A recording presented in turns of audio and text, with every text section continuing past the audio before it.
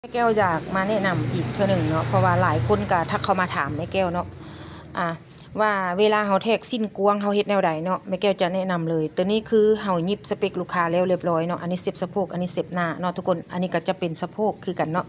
เพราะว่าเฮาอยากรู้ว่าสิ้นกวงหรือบ่กวงเนาะเฮาแทรกอีกเทื่อหนึ่งเนาะเฮาแทรกขึ้นมาแล้วเฮาจับอันน่ะสะโพกเป็นหลักเด้อทุกคนเด้อสิ้นกวงหรือบ่กวงเนาะแม่แก้วบ่มีมือกล้องเนาะพี่น้องอันนี้ก็จะเป็นสะโพกเนาะพี่น้องเนาะเป็นสะโพกคือลูกค้าคนนี้นี่แบบลูกค้าเขาเจ้าบ่มักกว้างหลายเนาะทุกคนบ่มักกว้างหลายนี่แม่แก้วจะแทกแต่เซฟหน้านี่เนาะแต่เซฟหน้านี่มา1 นิ้วพี่น้องเนาะให้มันอยู่ในระยะนี้เวลาเฮาป้ายมาแต่ส้นสะโพกนี้เนาะอันนี้สิ้นปลายเบื้องขวาเด้อพี่น้องเด้อเบื้องขวาเนาะ10สะโพกนี้มาให้มันอยู่ในระยะนี้เนาะ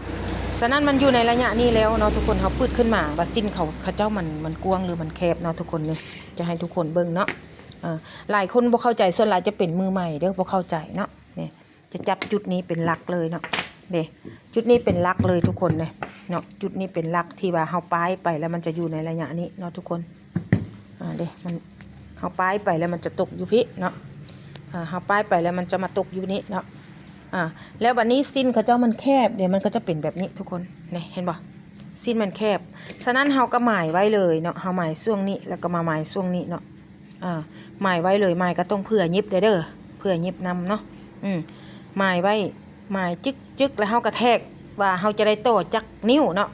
เฮาก็เอาเสือกวัดนี่มาแทกเนาะว่าเฮาจะได้โตจักนิ้วเนาะแทกบนหมายของเฮานี่เดี๋ยวทุกคนแทกมานี่เฮาจะได้โตจากนิ้วฉะนั้นเฮาก็ซอกแผ่มาโตให้ลูกค้าพี่น้องเนาะ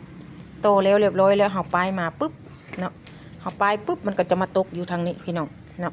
แม่แก้วบ่มีมือกองนี่มันก็จะมาตกเป็นแบบนี้เนาะทุกคนก็จะประมาณนี้เนาะในการที่เนี่ยแม่แก้วแนะนำเนาะแนะนำซี่มือใหม่เด้อเนาะถ้าผู้ใดเก่งแล้วก็เนาะก็เลื่อนผ่านไปเนาะทุกคนถ้าผู้ใดอยากได้ความรู้ที่แม่แก้วแนะนำก็ให้เอาไปนำไซเบิ้งเนาะพี่น้องเนาะถ้าบ่เข้าใจมองใดก็ให้โทรหาแม่แก้วได้